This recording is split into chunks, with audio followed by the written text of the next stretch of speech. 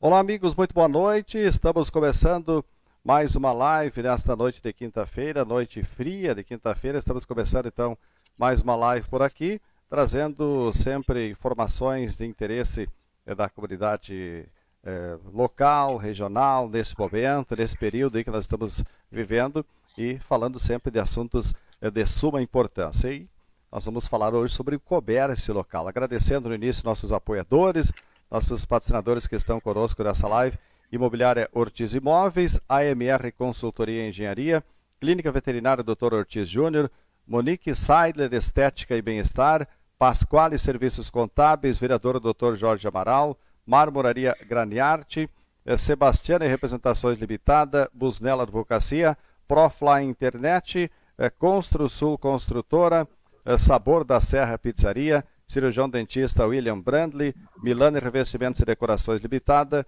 JJ Lavacar de Júnior e Jean, Expresso Leomar, Madeireira Leal e Rustic Móveis, Instituto de Oncologia de Juí, Pastelaria Meu Pastel, Fofurices da Kellen, Vida Card, Planos de Saúde e Colchões Ortobon de Juí. Agradecendo a todos que estão conosco, acompanhando nossa live hoje, então trazendo assuntos de suma importância, como a gente disse, para a nossa comunidade. E hoje nós vamos falar mais uma vez sobre um assunto muito importante, assunto aí que é destaque, que é a situação do comércio local e impactos com a reforma tributária. É assunto que nós vamos abordar na live de hoje, que nós estaremos então trazendo essas informações para todos nossos amigos que estão conferindo a partir de agora, então, a nossa live aqui no nossa página no Facebook, Zalmir Soares Notícias, e também no nosso site, né? E a TV web, né? Então, zalmirsoaresnoticias.com.br, para que todos possam conferir essas informações a partir de agora a todos que estão conosco. E nós convidamos para participar, então, dessa discussão, desse debate. Já estão conosco aqui para participar, então, da live de hoje, o presidente da ACI, Associação Comercial aqui de Juí, empresário Nilo Leal da Silva, e também o Carlos Alberto Ludwig, que é presidente do Conselho Fiscal da ACI, contador especialista em ICMS, tributos federais, pós-graduado em Controladoria e Gestão Tributária. Estão conosco, então, para participar da live de hoje. Sejam bem-vindos aqui, então, Carlos Alberto Ludwig e também Nilo Leal da Silva. Sejam bem-vindos à nossa live. Tudo bem, Carlos? Boa noite. Boa noite, Zalmir. Boa noite a todos que estão nos assistindo nessa noite. É um prazer estar conversando com vocês. Seu Nilo, empresário, presidente da ACI, tudo bem? Boa noite. Boa noite, Zalmir. Boa noite, Carlos. Boa noite a todos que estão acompanhando o Zalmir Soares Notícias. É muito importante a questão das informações para a comunidade. Bom, também nossa transmissão aqui, trazendo através ainda do portal do João Prateado, Rua do Comércio, né? Também Rádio Imigrantes, que estão retransmitindo também conosco. Nós queremos cumprimentar a todos, porque o assunto é comércio, é este período que nós estamos vivendo. Vamos começar falando com o seu Nilo, presidente da ACI, falando sobre comércio em geral, serviços, né? Todos os pontos que envolvem o comércio nesta época. Estamos numa situação bastante complicada em função das bandeiras, a bandeira vermelha que nós temíamos, né? E infelizmente aconteceu, mas como é que está para considerar esse momento aí que está vivendo o comércio? Aliás, tivemos até uma certa flexibilização, digamos assim, né? Foram flexibilizados alguns setores para que pudesse funcionar o serviço durante esta semana aí, presidente. Verdade. A questão do comércio, nós temos que fazer uma análise desde janeiro.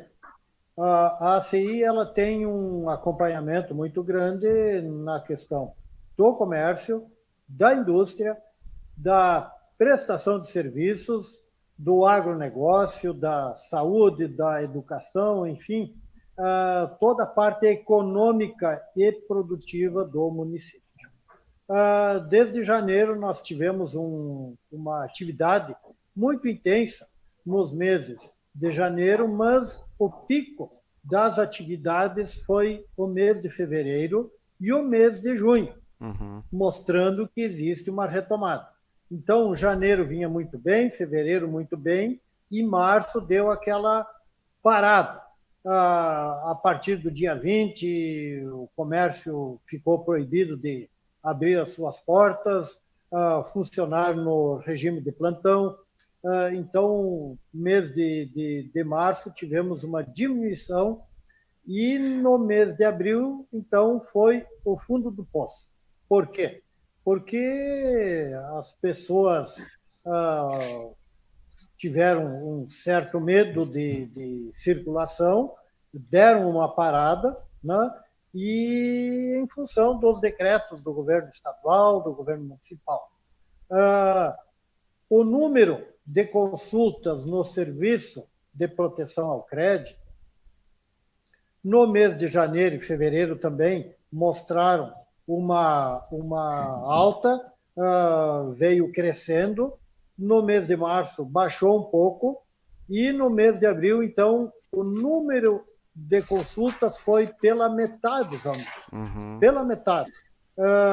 Retomando no mês de maio um pouco, uns 25%, e no mês de junho, então, praticamente dobrando novamente o número de consultas, mostrando que as atividades econômicas do município e até da região retomaram assim com quase que plenamente. O mês de julho já caiu um pouco novamente em função do perigo da pandemia, né? Então, nós tivemos muitas oscilações, né? Um crescimento até fevereiro, uma diminuição em março, diminuiu mais ainda em abril e depois retomou um pouco. Em maio, junho, foi o mês semelhante a fevereiro, um volume muito grande de consultas no serviço de proteção ao crédito, CPF, CNPJ. Então, neste ano nós temos uma grande oscilação. Ainda bem que tivemos um valor muito bom do preço da soja e que estes valores da saca de soja com valor alto promoveu a movimentação de recursos em toda a economia. Alguns setores, inclusive, estão muito bem. Alguns setores estão com uma atividade 25% a 30% maior que no ano passado. Só que algumas atividades estão a menor. E a questão do desemprego também, nós temos uma diminuição aí, tem muitos desempregos, né? E segundo as estatísticas da Federação, nós temos hoje, no geral, 15%, mais de 15% do volume de negócios diminuídos em relação ao ano passado. Mais de 15%. Alguns setores melhoraram, mas tem alguns setores que, inclusive, fecharam as portas. Muito bem. As colocações iniciais aqui, então, do presidente da CI, Nilo Leal da Silva. Agradecemos a todos que estão conosco, acompanhando nossa live aqui, então. E vamos convidando para compartilhar. Então, você que está conosco, está nos acompanhando, está então curtindo, comentando aqui, vamos lá, compartilhe para que seus amigos também possam nos acompanhar, né? A Ivani Bilibil está acompanhando, boa noite. A Cleide Milani, boa noite. Alma Milani, boa noite. Cledi Nazi e também seu João Antônio estão assistindo, boa noite. João Vargas, boa noite. Zaira Maria Soares Vargas, boa noite. Então, a todos que estão acompanhando, queremos cumprimentar, sejam bem-vindos. E vamos compartilhando, então, para que nós chegamos até o maior número de pessoas que possam ficar por dentro desses assuntos importantes referentes ao comércio, referente a essas propostas também da reforma tributária que o Carlos Alberto Ludwig vai comentar um pouco. Carlos, antes de você falar da proposta do governo, até para esclarecer esses pontos que envolvem a proposta da reforma, gostaria que comentasse um pouco referente à situação o Nilo falou do comércio, essa movimentação, enfim, E antes de nós iniciarmos aqui, a gente comentava quanto o que está sendo disponibilizado de recursos, de auxílio, o que está girando de recursos no comércio mesmo com a pandemia. Como é que está para considerar também esses auxílio emergencial, ajuda para as empresas, também esses recursos que de uma forma ou outra estão sendo injetados aí para que tenha essa circulação aí nesse momento aí de pandemia? Zomir, a gente tem hoje, nesse momento aí, algumas situações que foram algumas tomadas de decisões por parte do governo que acabaram dando uma certa amenizada em alguns problemas, pelo menos momentaneamente. Talvez uma das situações que mais auxiliou o comércio foi esse auxílio emergencial, né, dos R$600, que atingiu a várias pessoas que acabaram consumindo esse recurso no nosso comércio. Claro que é um valor bastante baixo para você ter de consumo, mas acaba auxiliando. São pessoas que com certeza estariam fora do mercado de consumo e isso auxiliou bastante, né? E o segundo momento que o governo proporcionou foi a situação do Pronamp, né? O financiamento aí que, num primeiro momento, apesar de a gente ter tido bastante problema com a limitação dos recursos, até na noite de ontem foi sancionado mais uma liberação, né, que a gente espera que o quanto antes chegue às nossas agências aqui da nossa região, da nossa cidade. A gente tem, enquanto ACI, sentido assim uma crítica bastante grande dos empresários com relação a dificuldades para a liberação desses recursos. A gente esperava que, conforme os anúncios foram feitos, teríamos uma liberação mais facilitada, menos entraves, né? Mas a gente percebeu que até em função dos limites de valores, o valor total liberado pelo governo ser um valor inferior ao necessário num primeiro momento, os bancos tiveram bastante dificuldade até para proporcionar ao ingresso desse recurso nas empresas, né? Uhum. Só que a gente não pode esquecer que isso é um empréstimo, né? Então, um empréstimo você devolve um dia, né? Sim. Então, as empresas, elas também estão preocupadas com isso, né? As empresas, elas sabem que ela está pegando um capital de giro hoje, mas ela tem uma preocupação em que esse recurso gere resultados no futuro e consiga honrar os seus compromissos, né? E ele tem vários compromissos assumidos aí que são de curto prazo. A própria Pronamp são empréstimos aí para 36 meses, né, de prazo, um prazo de razoável, não é muito extenso.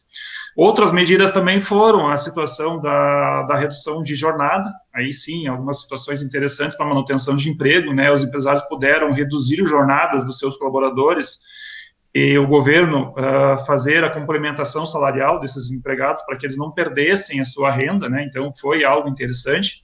A suspensão do contrato de trabalho em algumas situações mais complexas, né, naquelas situações em que o estabelecimento teve que fechar as portas ou que a carga de trabalho foi muito reduzida. A gente comentava que a gente tem várias atividades aí que, infelizmente, estão praticamente todo esse período sem trabalhar, né, principalmente o pessoal que trabalha com eventos, aí está todo mundo parado, sim, de fato, sem conseguir arrecadar nada.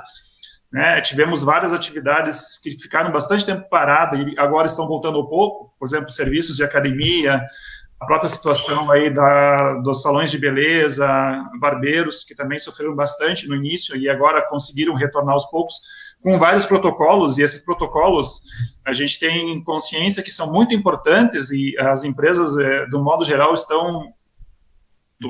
O governo nesse controle da pandemia em função de estar fazendo com que esses protocolos sejam cumpridos, que hoje a gente percebe que muitas empresas acabam sendo muito organizadas e fiscalizando muito bem a questão, principalmente do uso de máscara, medição de temperatura, da situação do álcool gel, só que tudo isso é um custo para a empresa, né? Então, sim, tudo isso acaba onerando a operação das empresas.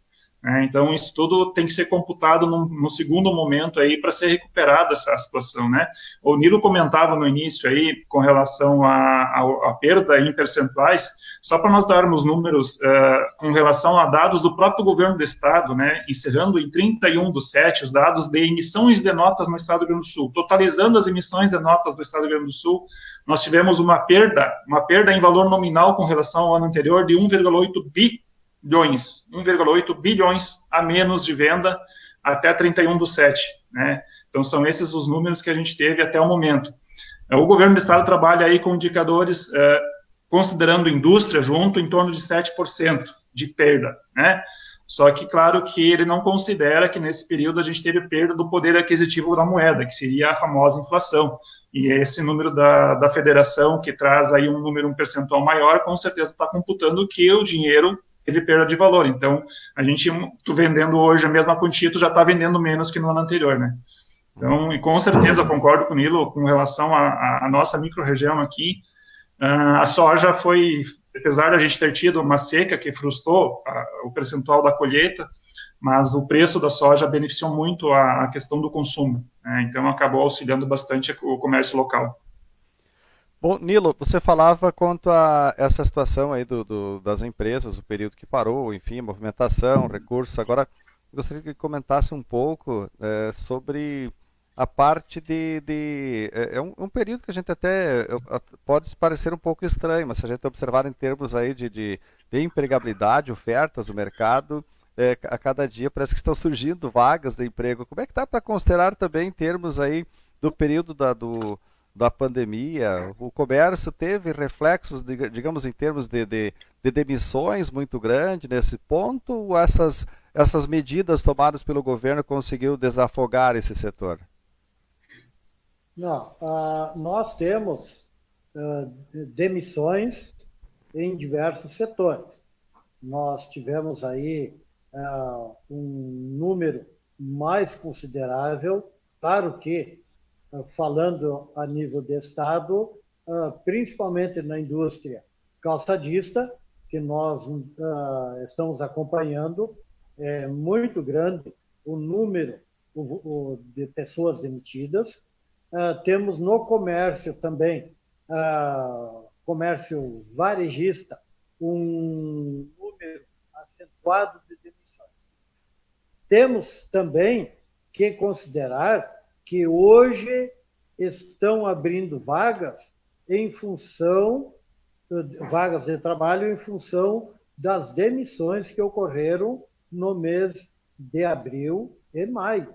Sim. Porque nós tivemos uma diminuição do número de vagas, o comércio fechado, diversos setores com restrições para desenvolver a sua atividade. No setor de hotelaria e restaurantes, tivemos muitas demissões, lojistas também. Então, estas vagas que estão surgindo hoje em função da economia estar sendo aquecida pelo valor da liquidação da safra, da soja, e principalmente também analisando muitos produtores liquidando a safra do ano passado e do ano retrasado também. Uhum. Então, nesse sentido, a economia realmente aqueceu. Temos alguns setores, imobiliário, por exemplo.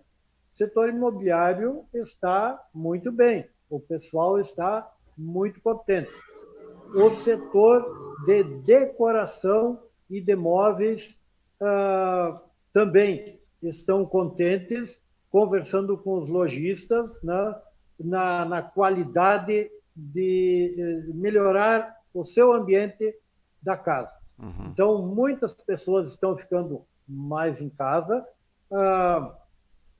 e estão melhorando os seus móveis, estão melhorando a sua decoração e estão melhorando o seu ambiente de convivência.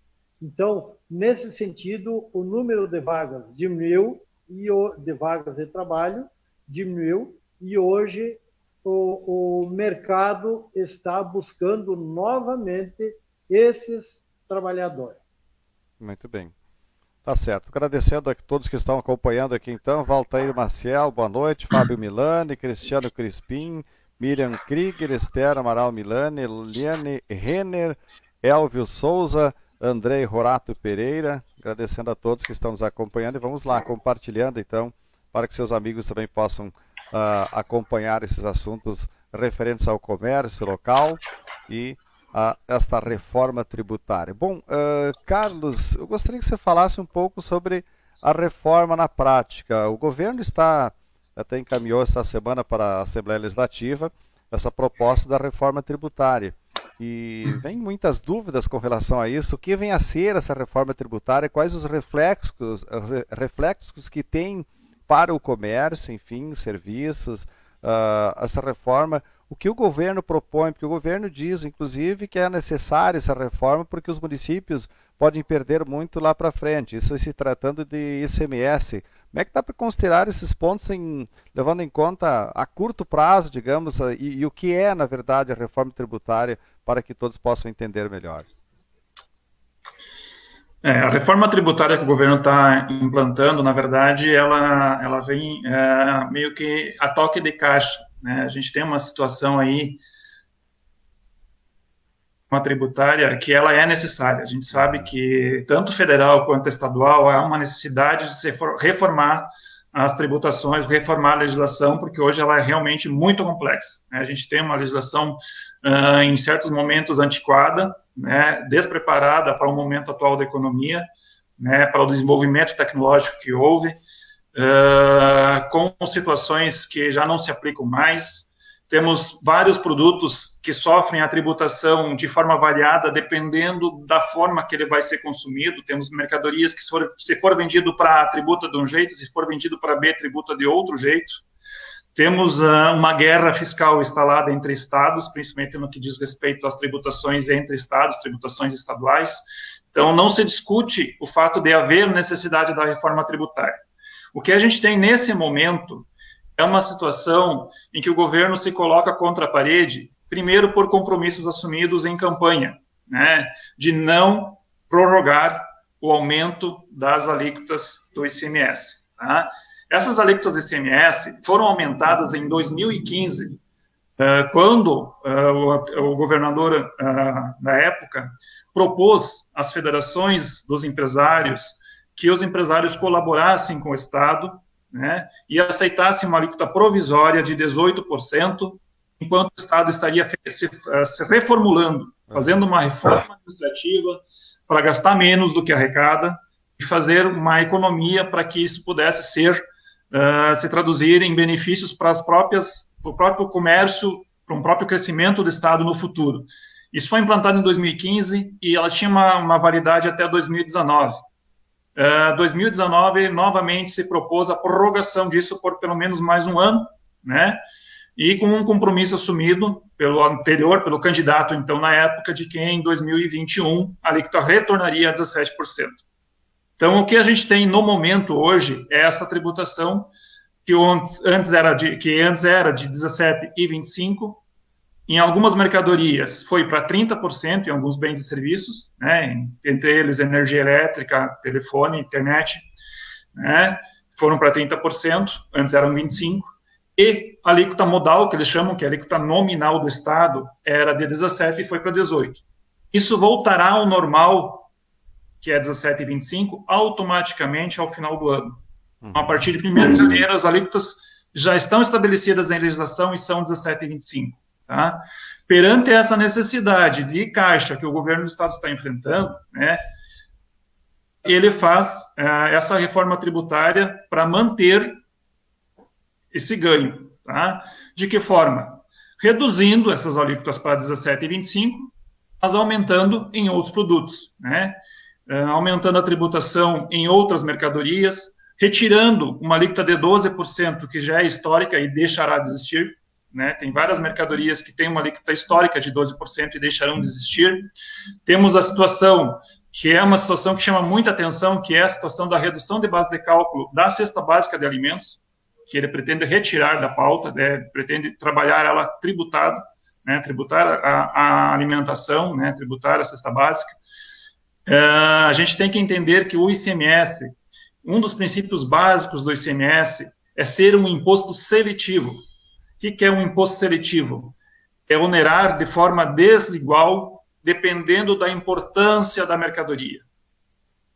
Então, assim, alimentação tributa-se 7%, perfume 25%, né? Então, o consumo básico se tributa menos do que o consumo supérfluo. Tá? Essa é a intenção desse tributo, é um tributo seletivo para facilitar e tributar de forma seletiva as mercadorias. Então, nesse primeiro momento, ele está aumentando a tributação do consumidor de cesta básica, do consumidor de alimentos, que a gente tem hoje, infelizmente, boa parte da renda do trabalhador brasileiro, o trabalhador gaúcho, está lá no seu rancho, né, usando a expressão popular, no rancho. Né, ele consome boa parte do que arrecada em alimentação. Infelizmente, ele não consegue fazer muito investimento mais. Ele tem lá o seu carrinho, ele paga a sua energia elétrica, o seu consumo de gás, que vão ter, nesses dois casos, consumo de gás e a energia elétrica, um decréscimo, porém, o acréscimo que haverá lá na sua alimentação vai ser maior do que o desconto que ele vai ter, né? E a gente sempre tem que colocar o seguinte, quando ele coloca que não haverá aumento de tributação, ele está baseando essa colocação no fato de uma alíquota atual que é de 18%. Uhum. Só que essa alíquota, ela não é a alíquota que está acordada pela economia e é a alíquota que deveria ser. A alíquota que deveria ser é 17%. Então, esse que é o grande ponto polêmico. Pode ser até que com aquelas devoluções que ele está colocando ali para as classes, né, que ganham lá até 3 salários mínimos, que vão ter lá um retorno de recurso, que inclusive temos um simulador no próprio site da Receita Estadual, que a pessoa coloca lá o seu ganho mensal, o valor do seu veículo, o ano do seu veículo, e vai ter lá um simulador colocando lá quanto que ele vai ter de aumento de ICMS, quanto que ele vai ter de retorno do ICMS, quanto que ele vai ter de aumento ou não, ou vai começar a pagar IPVA. Né? O grande dilema nisso tudo é se essa informação ela está levando em conta, por exemplo, que a pessoa que ganha lá R$2.000, ela deixa daqui a pouco 50% da sua renda no supermercado. Sim. Né? Ela deixa isso em supermercado e farmácia, que são daqui a pouco as situações que vão ter maior acréscimo de ICMS. Então, pelo menos pelos cálculos que a gente tem lá, fica meio complicado você ter essa certeza de que essa informação está batendo, né? Um outro ponto interessante que ele coloca, até nesse ponto, de certa forma eu concordo, que é tributar um pouco mais o patrimônio, né, e menos o consumo. Tá? Essa é uma lógica mundial. Né? Todos os países do mundo trabalham dessa forma. Né? Você tributando mais o patrimônio, primeiro para o Estado, é uma fonte arrecadatória mais simples de cobrança, bem mais simples de cobrança, e ao mesmo tempo facilita porque você consegue, aí sim, cobrar um pouco mais de quem tem mais, né? Uhum. Aí você consegue ser um pouco mais justo tributariamente. Só que, nesse primeiro momento, só tem aumento, não tem redução nenhuma, né? E isso que está pegando nesse primeiro momento, essa é uma preocupação que você tem com essa primeira situação. Claro que a gente está falando de proposta, né? A gente sabe que toda proposta depende de aprovação, e essa aprovação é feita por representantes nossos. Então, cabe agora a pressão e a discussão, né, teoria dessa proposta, né? Esses pontos. E a grande vantagem que a gente tem é que essa proposta tem que ser aprovada até o final do mês de setembro para que ela possa valer no próximo ano. Senão, a gente já tem as alíquotas definidas. É os 17%, né, e os 25%. A partir de janeiro, ele não tem outra legislação para voltar atrás, né? O tempo corre contra o próprio Estado nesse momento também. Então, mas, de fato, essa primeira proposta, ela é bem agressiva com relação às empresas. É preocupante. A gente tem algumas situações, até mesmo um dos pontos que vai afetar muitas empresas da nossa região aqui, que é a retirada do Simples Gaúcho para as empresas que faturam acima de 360 mil já no próximo ano, 360 mil ano, né, faturamento 360 mil anos, são várias empresas que, né, faturam acima disso, né, no ano seguinte, em 2022, para as empresas que faturam acima de 180 mil ano. Né? Então, e o Simples Gaúcho nada mais é que uma redução do Simples Federal. Então, eu tenho uma noção, assim, hoje, fazendo uma conta, a grosso modo, se uma empresa tiver um faturamento em torno de 70 mil reais, nós estamos falando de um aumento de 14% no valor do Simples que ela vai recolher. Né? Uma empresa que vai recolher aí em torno de R$4.200, ela passaria a recolher R$618 a mais. Né? Ela passaria aí a quase R$5.000. Né? Então, pesa bastante na conta final e, com certeza, esse valor acaba indo para o consumidor final de novo. Né? Sim. Então, aquela conta lá de que vai receber de volta, às vezes, eu não começo a fechar mais, né? É verdade. Agora, Nilo, como presidente Né, da CI, a gente sabe... Valmir, Sim, pois não? nessa mesma linha que o Carlos estava colocando, Aham. o exemplo básico do aumento, hortifruti granjeiros, hoje são isentos. Vai de 0, vai para 17%. A maior parte da cesta básica hoje tem a tributação de 7%, irá para 17%. Então vai cair na mesa de todas as pessoas este aumento. Mas quem vai sentir mais é aquele trabalhador que ganha até R$ 3.000, R$ 3.500, na base de 3 salários. Então, vai onerar muito a mesa do trabalhador. Para quem tem uma família grande, mais aí. Esse ponto até que eu ia colocar, presidente Nilo, com relação a esta mobilização. A gente sabe que a Federação tem, através das ACIs, este trabalho também de pressionar, digamos, os deputados neste momento, colocando esses números e detalhando, enfim, essas questões que o senhor coloca, os problemas que vão estar lá no final, na mesa do consumidor, que vão atingir, enfim, o consumidor. De que forma que está sendo feita essa articulação aí, digamos que corpo a corpo com os parlamentares, com os deputados, que são os representantes, que devem, como disse o Carlos, votar até setembro nesta proposta, para que não votem desta forma e não prejudiquem ainda mais aí os empresários e o próprio consumidor. Essa é uma das ações que a Federação, que é composta por todas as ACIs do Estado do Rio Grande do Sul. Nós tivemos nos últimos 60 dias um trabalho bastante grande no sentido de estudar a proposta do governo do Estado. Tivemos muitos debates a nível regional, com reuniões online também, eletrônicas. Com a Federação, nós temos todas as semanas, estamos participando. O grande trabalho da Federação é chegar o trabalho de divulgação e mostrar a realidade dos aumentos. Nós trabalhamos com todos os deputados federais do Rio Grande do Sul, com todos os deputados estaduais, com os senadores, com a FAMURS, todos já receberam a manifestação de centenas de ACIs e estamos encaminhando toda semana novas informações, novas orientações, principalmente aos deputados estaduais, porque esta carga tributária, sem uma reforma administrativa do Estado, não é viável. Porque eles querem continuar fazendo politicagem com o dinheiro do setor produtivo e empresarial e vai, mais uma vez, onerar mais ainda o setor que gera emprego e renda.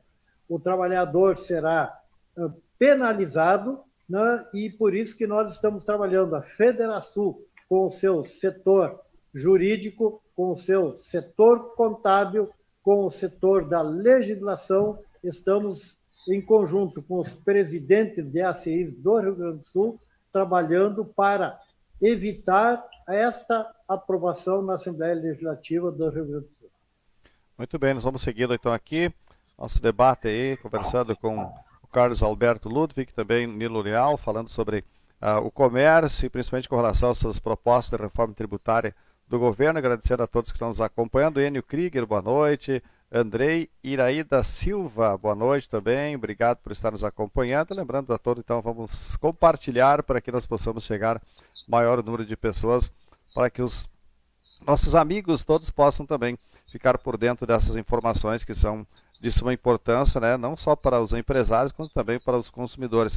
Carlos, o Nilo falou quanto à reforma administrativa. Em fazendo a reforma administrativa antes, quais os pontos principais que iriam envolver para que pudesse, de certa forma, amenizar um pouco este quadro da maneira que está sendo proposto por parte do governo com a reforma tributária? Na verdade, a gente tem uma estrutura administrativa bastante inchada, né? Qualquer empresário, qualquer pessoa física que administra o orçamento sabe de que quando você não tem receita suficiente para todas as suas despesas, você tem que primeiro pensar se todas as suas despesas são necessárias. Uhum. Você primeiro vai organizar as suas despesas e, claro, se possível, buscar novas receitas, né? Mas a gente percebe que o nosso até não só o Estado, mas também a gente tem outras situações de outros entes federativos, tanto federal quanto municipal, que muitas vezes é mais cômodo para eles, parece ser mais cômodo buscar novas receitas do que reorganizar as suas estruturas administrativas. A gente tem algumas situações ainda que precisam ser modernizadas no nosso Estado. A gente tem, que nem o Nino comentava, a situação política, que os entes, né, governamentais, para que consigam governar, eles estão muitas vezes ligados a conceder cargos, a dar cargos, tanto de secretarias ou ministérios, ou cargos de confiança, para que ele tenha um número de votos da coligação que possam lhe dar vantagem na Assembleia Legislativa, numa Câmara de Deputados, no Senado. Isso é uma realidade política que a gente enfrenta já há muitos anos e isso acaba atravancando muitas reformas administrativas. Então, enquanto a gente tiver essas situações políticas, situações em que o governador, em que o prefeito, em que o presidente esteja obrigado a fazer ceder essas situações, complica muito uma situação de reforma. Quando a gente fala em administração, a gente sempre tem que pensar que o cargo tem que ser dado para as pessoas que têm a efetiva formação, a efetiva capacidade técnica para exercer cada uma das suas funções. Pessoas todas têm as suas especialidades, cada um é especialista no seu segmento. Eu não sou radialista, tento ser empresário, mas sou contador, né? Então, assim, a gente tem toda uma situação em que cada um é um especialista de sua área. Não adianta a gente querer colocar pessoas apenas porque são de determinada situação política ou que vão me dar apoio em outra situação para que eu tenha lá a situação. Isso vai acabar causando gastos naquele setor daqui a pouco, porque aquela pessoa não vai conseguir produzir o que era necessário e nem vai conseguir fazer com que os seus ligados produzam, porque ela não consegue cobrar isso. É importante o profissionalismo disso. E esse é um ponto até que você coloca, né, Carlos, que é difícil até de acontecer, porque na teoria sempre se coloca, né, em termos de campanhas, né, tanto municipal, estadual quanto federal, da importância de uma reforma administrativa, de mudar muita coisa, só que quando se trata de ir para a prática, é aquilo que o Nilo disse, aí é uma troca de caixa, troca de favor, né, e aí os próprios deputados aliados não vão votar contra o governo, então é uma situação bastante complicada e difícil de sair, né, até de sair do papel, como se diz, essa parte da reforma administrativa, né.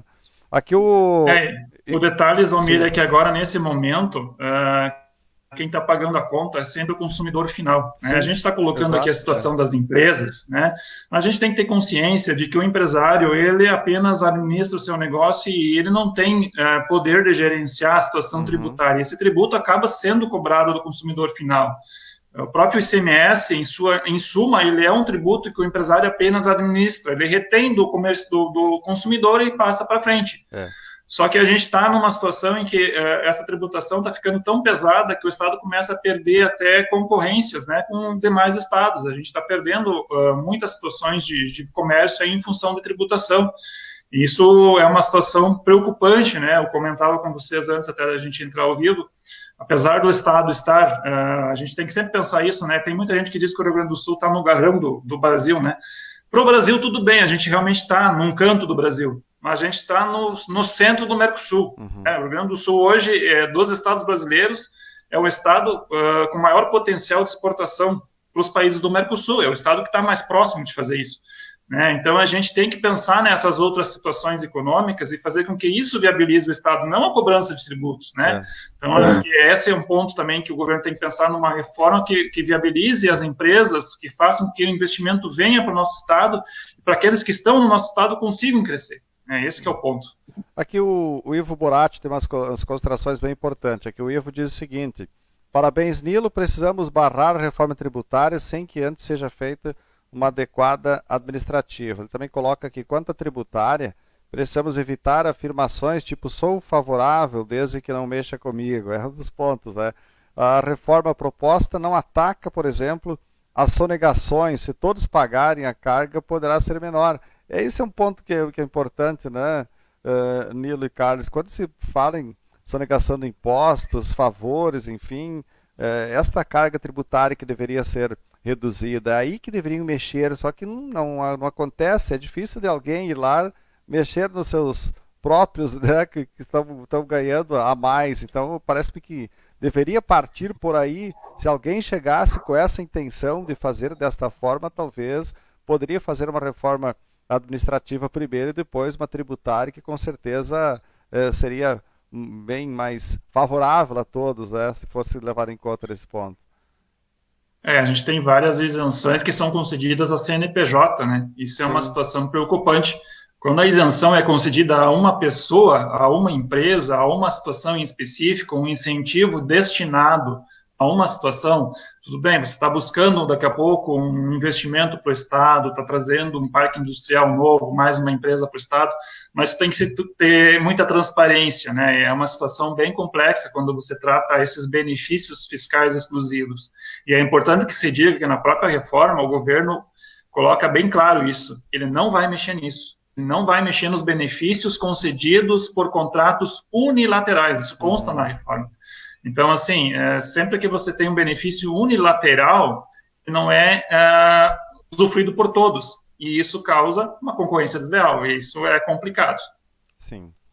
Nilo, você disse antes que essas propostas estão sendo feita uma certa pressão aí por parte das entidades para os parlamentares. Você acredita? Como é que tem sido esta recepção aí por parte dos parlamentares? Tem entendido dessa maneira? Como é que eles têm considerado quando as entidades de classe chegam e colocam, bom, vamos pensar na nossa situação, no empresário que está arcando com tantos tributos, tantos impostos, para que também não atinja ainda mais, e também o consumidor. Como é que está para sentir esse momento? Enfim, estão sendo favoráveis ao posicionamento dos empresários? Nós temos tido um trabalho em conjunto com a Fiergs, FEComércio e a Federação. Nós estamos, assim, recebendo apoio das correspondências que nós mandamos aos gabinetes dos deputados, ao próprio governador, aos deputados federais também, senadores, recebendo retorno. Estão prometendo que estão estudando toda essa questão. Não passa essa questão dos 18%, porque o governador queria, né, queria que fosse votado a manutenção do imposto de 18%, não passa, mas não adianta ele diminuir para 17% se no momento que está propondo o aumento de imposto é visível. Uhum. Então, os deputados estão considerando e vão propor a questão do IPVA, por exemplo. Carros com mais de 20 anos. Tem alguns deputados que consideram que um carro tem boas condições e que está ocupando as estradas, está ocupando as ruas, está ocupando a sinalização, está estragando o asfalto nas estradas, né? O volume de policiais rodoviários é necessário para manter toda essa infraestrutura do Estado. Existem propostas de que vão propor aí em torno de 30 anos, ao invés de 40 anos, né? E eu vejo assim, que muitos deputados, inclusive da base do governo, não vão votar a favor do governo, porque os seus eleitores estão no interior. Os seus eleitores serão penalizados. Então, nós estamos trabalhando nesse sentido para que, em conjunto, Federação, FEComércio, Fiergs, possam realmente, com os seus setores jurídicos, contábeis, tributários, mostrar para os deputados que o governo está errado. Em primeiro lugar, tem que fazer a reforma administrativa, conter as suas despesas, os seus gastos, que não melhorou em nada, não melhorou, né? E nós precisamos, sim, reconhecer a educação, precisamos reconhecer a segurança, precisamos reconhecer a saúde como uma das grandes prioridades de reconhecimento salarial. Não são só alguns setores que necessitam de reajustes, e sim esta base da formação e do cidadão e principalmente a segurança e a saúde. Carlos, o governador tem colocado até importante, amanhã ele vai conceder uma coletiva de imprensa a partir das 9 da manhã para esclarecer esta reforma tributária, e ele tem dito que a reforma, em não sendo realizada agora, daqui a um tempo os municípios vão perder muito, né? Vão perder muito lá na frente com relação a isso. Como é que está para considerar também essas afirmações que ele diz? E é claro que ele leva em conta, principalmente quando se trata de ICMS, com certeza, quando ele fala em municípios. Agora, levando em conta ICMS também, não é considerado empresários, como é que também se pode trabalhar esses aspectos, esses pontos que são colocados por parte do governador?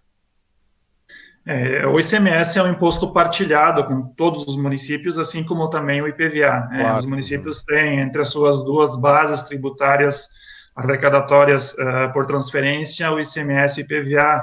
As arrecadações próprias seriam o ISSQN e o IPTU, são os principais.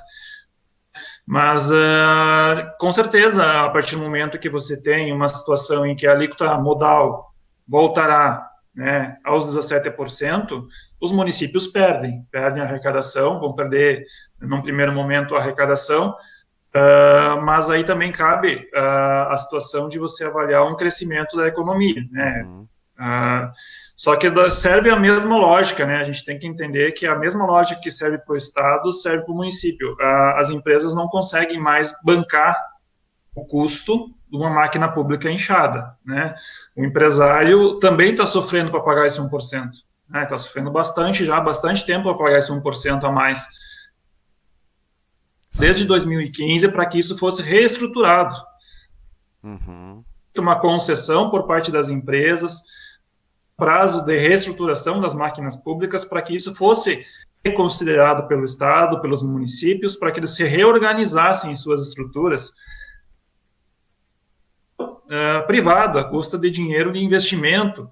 E o empresário, ele investe seus recursos, né, gera emprego, gera renda, gera recursos para o prefeito, gera recursos para a prefeitura, gera recursos para o Estado, né, ele gera riquezas para o município.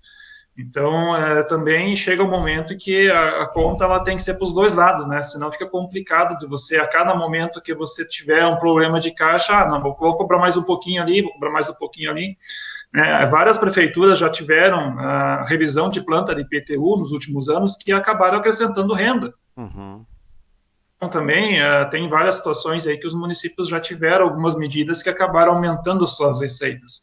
A gente entende que a gente tem as prefeituras numa situação complexa nesse momento, inclusive com relação à queda de arrecadação pela própria pandemia, né, mas a gente também tem que pensar num momento de crescimento da economia local e essa arrecadação crescer num volume total e não apenas num percentual de alíquota sobre o faturamento das empresas, né? Então, acho que isso é importante que também seja dito. Mas, com certeza, no primeiro momento, o efeito é para os dois lados, tanto para o Estado quanto para o município, a arrecadação volta ao que era. Quando a gente fala em cair, é dizer, não, ela volta ao que era. Isso é importante que seja colocado. Ela volta aos patamares normais. O que existia até então era um acréscimo de arrecadação por um aumento de alíquota. O que está se discutindo é a não manutenção desse aumento de tributação. Bom, aqui eu estava observando, Carlos, também, enquanto você falava antes referente à sonegação, e aí uma das propostas aqui que diz medidas de combate à sonegação e à informalidade, que essa reforma tem medidas como as da Receita 2030, com a finalidade de simplificar o ambiente de negócios. O que na verdade vem a ser esse ponto?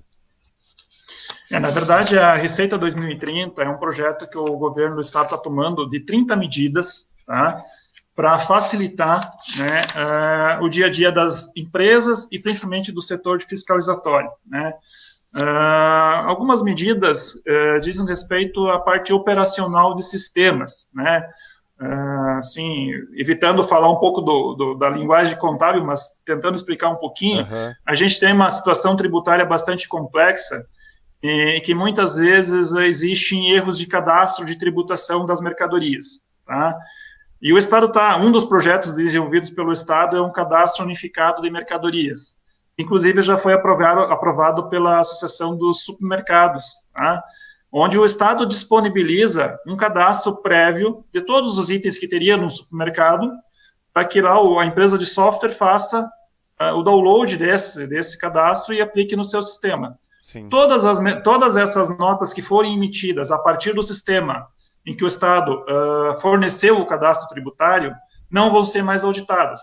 Estão consideradas como válidas tributariamente, já estão ok, né?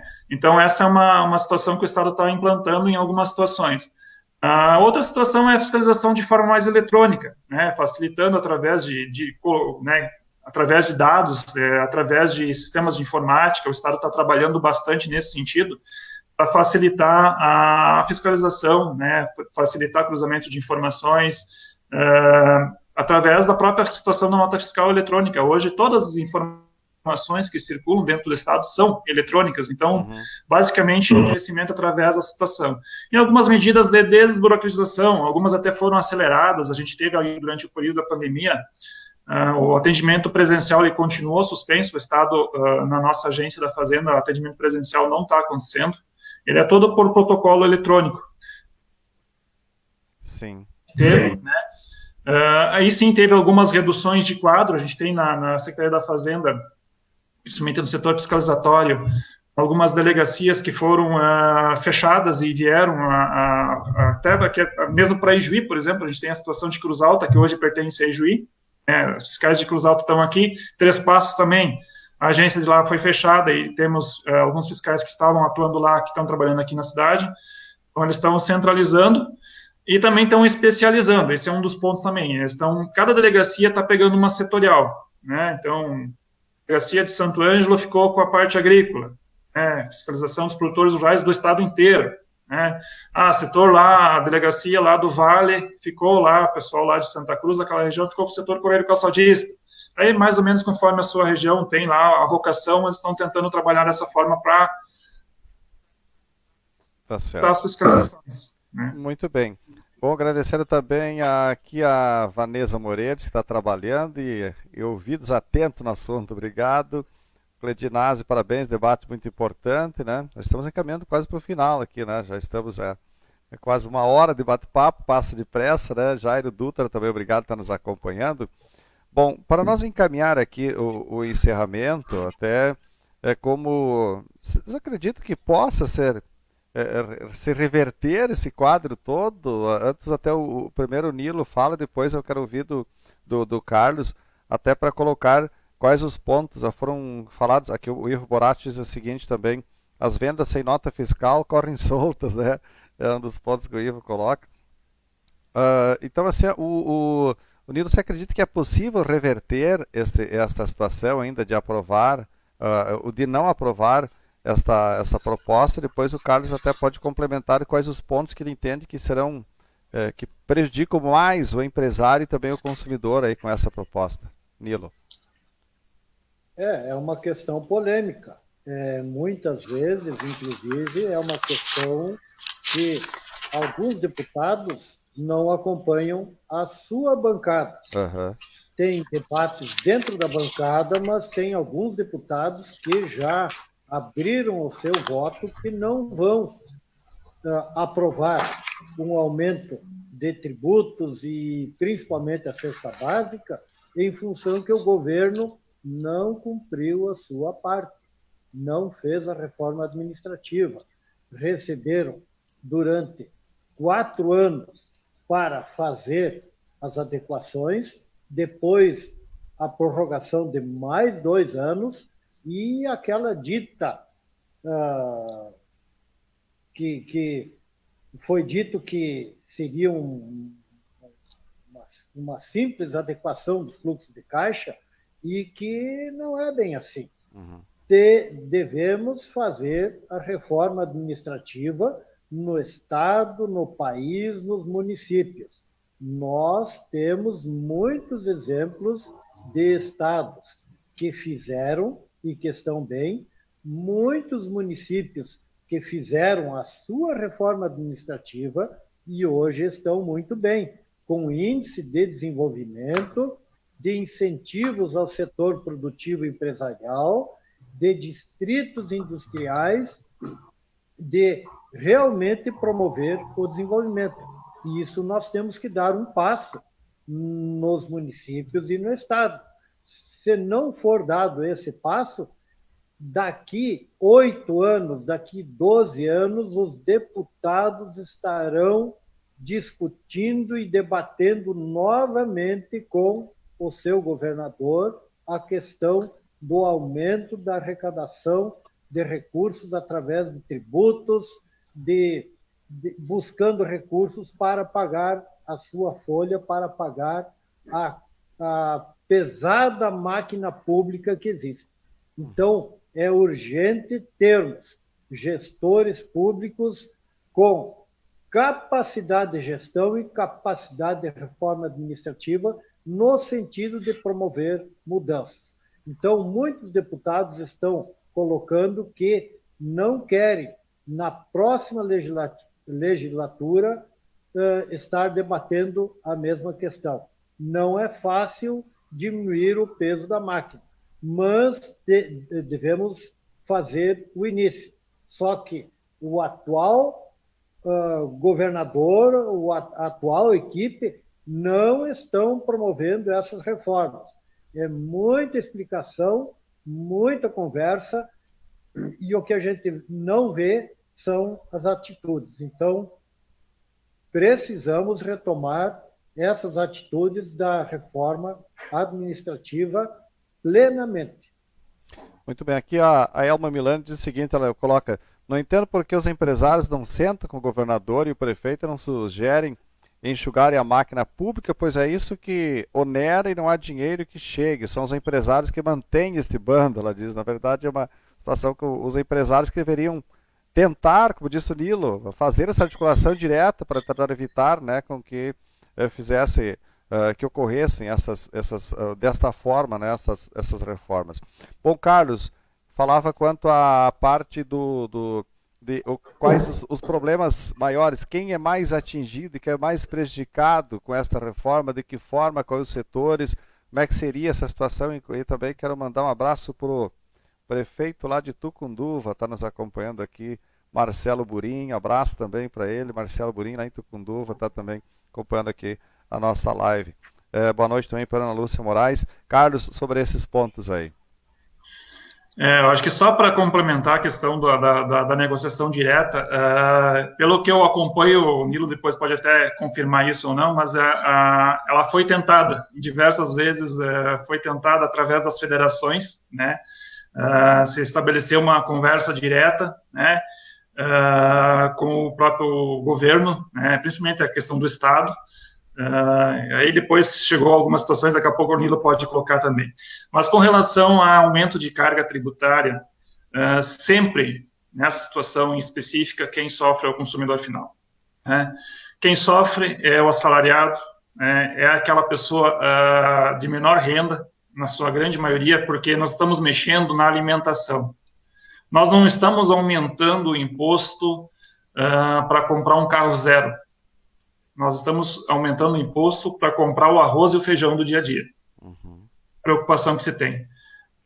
No momento de crise econômica, onde a gente teve um aumento de desempregados, a gente teve um aumento de pessoas desocupadas, que não conseguem ocupação, né, porque a gente tem uma situação de pessoas que eram autônomas e muitas vezes estavam à margem da economia formal, mas que hoje também não tem mais essa fonte de renda, nem a informal, né, então a gente tem essa dificuldade até de ver exatamente quanta renda se deixou de circular, mas preocupa bastante nesse sentido, porque o Nilo colocava a questão do hortifruti granjeiro, por exemplo, é um produto isento, e a gente tem várias mercadorias na cesta básica que estavam tributadas a uma alíquota efetiva de 7%, lá com a redução de base.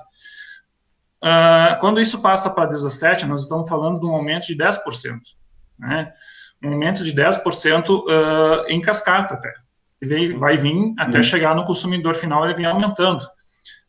Então, é uma situação preocupante nesse sentido. O governo vai devolver o recurso? Pode ser que devolva parte dele, né? Mas esse recurso ele não vai ser devolvido na sua íntegra do consumo. Que nem eu comentava antes, uma família que arrecada lá, tem a sua renda familiar lá, 2 ou 3 pessoas, 2 mil, 3 mil reais, essa família, ela consome um valor significativo dessa renda em alimentação. E esse valor, pelas contas, não fecha com o valor que vai ser ressarcido. Então, é uma situação, assim, bastante preocupante no sentido do consumo primário, né? Porque, por mais que se prevê um aumento do IPVA, se prevê um aumento lá do imposto de transmissão de bens imóveis, né, que seria uma situação que tributaria o patrimônio, também está se prevendo um aumento naquela faixa de tributação que é a mais, né, mais frágil de todas, que é o consumo alimentício, né, o consumo primário. As pessoas consomem todos os meses e em volumes grandes da sua receita, né, para conseguir a subsistência. Então, é isso que está preocupando bastante nesse momento, é isso que infelizmente vai ser a classe mais atingida se essa proposta passar tal e qual como está aí. Essa é a grande preocupação que se tem. Tá certo.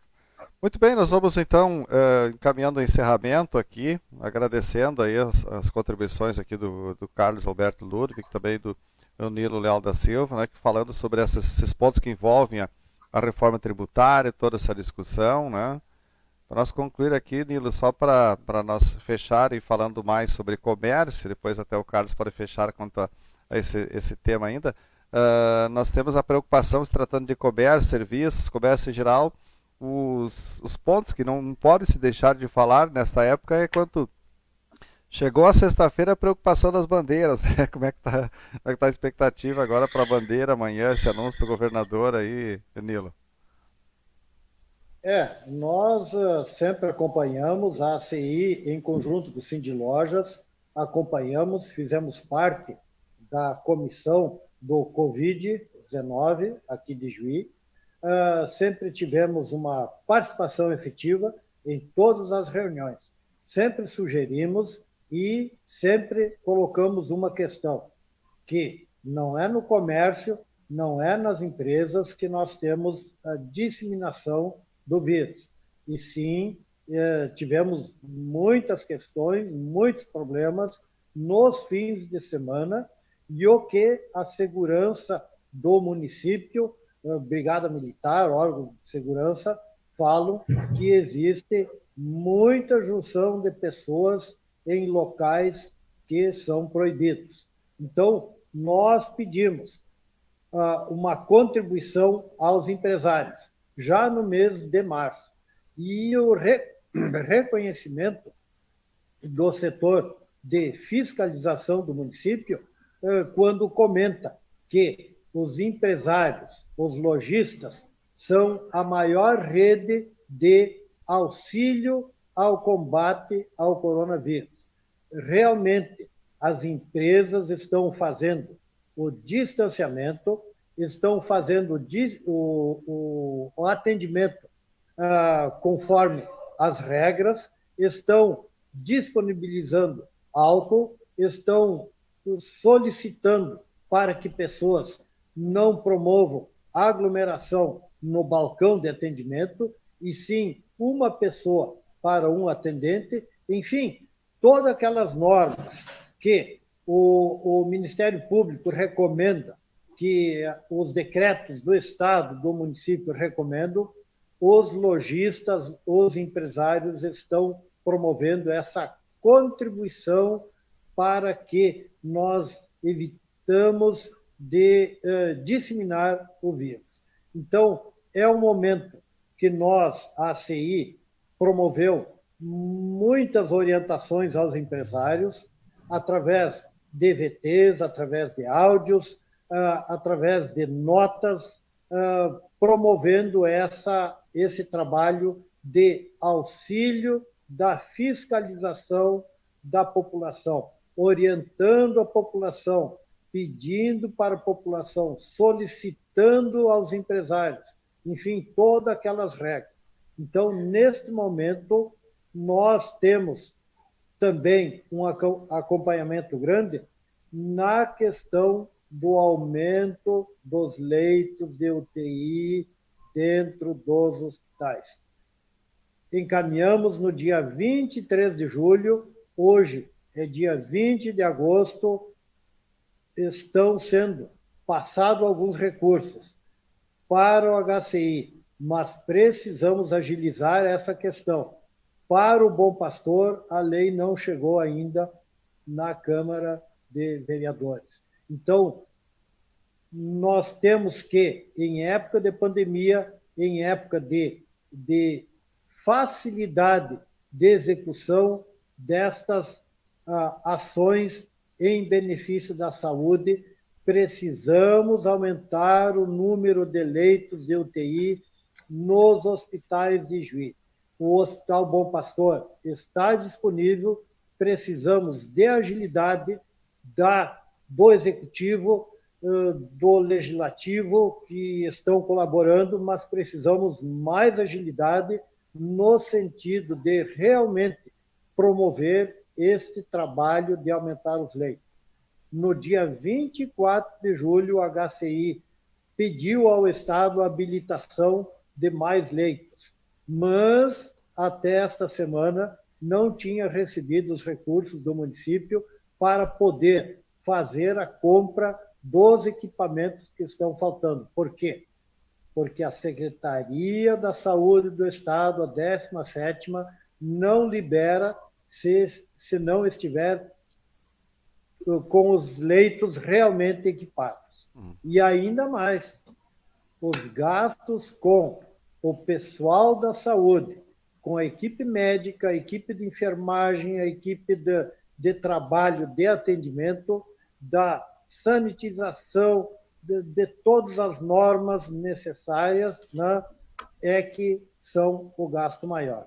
Então, nós temos, nesta época, que ter uma compreensão no sentido de agilizar todos os trabalhos de contribuição para aumentar o número de leitos de UTI, e aí, nós tendo um maior número de leitos, o gatilho não aciona para mudar a cor da bandeira. Então, nesse sentido, nós sempre contribuímos, fizemos o apelo e encaminhamos toda essa questão. A documentação mostra a realidade que precisamos mais agilidade no município. Tá certo. Bom, aqui o colega Luciano Belinazzo diz que o projeto Bom Pastor já está na Câmara, 400 mil. Ele já deveria ter sido aprovado, na verdade, né, Nilo? Ele está na Câmara, o Bom Pastor que teve. Parece que baixou comissões, acho que hoje, pelo que eu fiquei sabendo. Pois é. Então. Zalmir, seu projeto do HCI foi, por que o do Bom Pastor não foi também? Do Bom Pastor está na Câmara, 400 mil, esse do Bom Pastor. Mas o do HCI foi há 3 semanas atrás. Pois é. Porque o do Bom Pastor não foi também. Então, é essa questão que os empresários, como instituição representando os empresários, me questionam e eu tenho que encaminhar como instituição.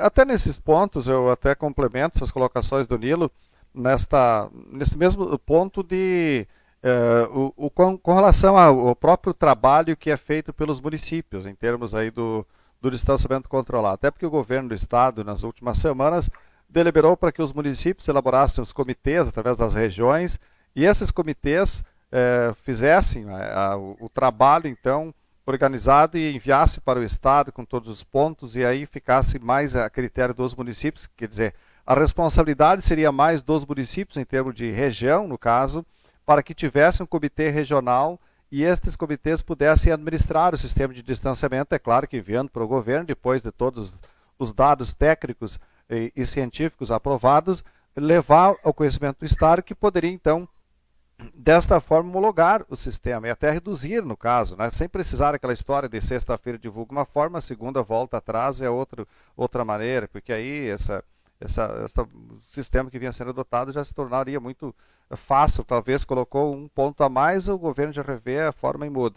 Só que aqui na nossa região, até hoje busquei essa informação tanto no município quanto na região, aqui em Ijuí, também na Amuplan, e a informação é que ainda não há esse comitê formado, o comitê regional. Até porque aqui nós temos a Amuplan, tem a Muceleiro, que tem municípios próximos que fazem parte também da região de Ijuí, no caso Criciúmal, que faz parte da região lá de Três Passos e inclui aqui a região 13 de Ijuí.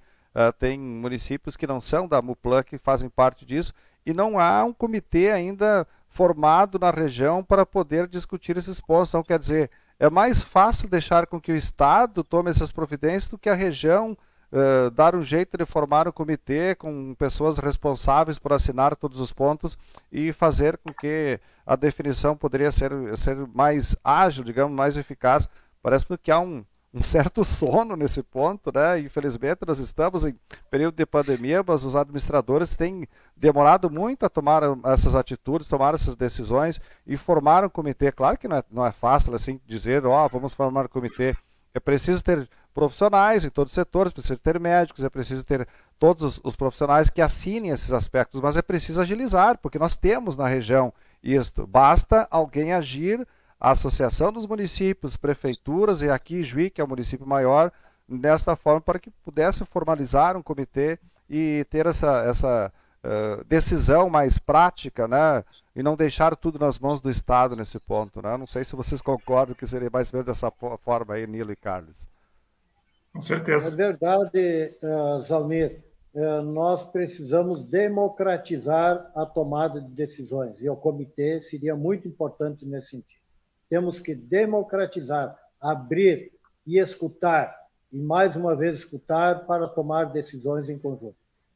Tá certo. Carlos, obrigado mais uma vez também, importantes considerações. Obrigado, Carlos, obrigado, Nilo, por estarem conosco nessa noite debatendo esses assuntos que envolvem reforma tributária, envolve também situação do nosso comércio, a preocupação da saúde, pandemia, enfim, porque não podemos pagar a conta, né, dos políticos que estão por lá recebendo deles, então é preciso que alguém sempre faça essa pressão e faça essas questões aí quando são importantes aí, que envolvem e cada vez mais acabam atingindo nossos empresários e, por que não dizer, o consumidor lá na reta final sempre, né?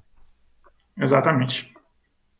Obrigado então mais uma vez, Carlos. Obrigado, Nilo. Um abraço para vocês. Obrigado por estarem participando conosco desse debate nessa noite. Um abraço a todos. Até mais. Obrigado pela oportunidade. Obrigado, sempre à disposição. Então nós tivemos aí esse importante debate com o Carlos Alberto Ludwig, também o empresário Nilo Leal da Silva, falando sobre a reforma tributária, sobre a situação do comércio local, agradecendo a todos que estiveram conosco nessa noite. Paulo Costa, obrigado. Também o Alex Santos, sempre estão conosco aqui nas lives que realizamos. Assim nós vamos encerrando então a nossa live, agradecendo a todos que nos acompanharam. Em nome de Imobiliário Ortiz Imóveis, AMR Consultoria e Engenharia, Clínica Veterinária Dr. Ortiz Júnior, Monique Seidler Estética e Bem-Estar, Pasquale Serviços Contábeis, vereador Dr. Jorge Amaral, Marmoraria Graniarte, Sebastiana Representações Limitada, em nome também de Busnella Advocacia, Profla Internet, Construsul Construtora, Sabor da Serra Pizzaria, Cirurgião Dentista William Brandley, Milano Revestimentos e Decorações, JJ Lavacar de Júnior e Jean, Expresso Leomar, Madeireira Leal e Rustic Móveis, Instituto de Oncologia de Juí, Pastelaria Meu Pastel, Fofurices da Kelly, Vida Card, Planos de Saúde, Colchões Ortobon Ijuí. Obrigado a todos que nos acompanharam, também que acompanharam através do portal Rua do Comércio, a Rádio Imigrantes, aí todas as ferramentas aí, então, de divulgação também do João Prateado. Obrigado a todos, então, que nos acompanharam nessa noite. Uma boa noite. Encerrando, então, mais uma live que fizemos aqui na Facebook e também nosso site Almir Soares Notícias. Boa noite a todos.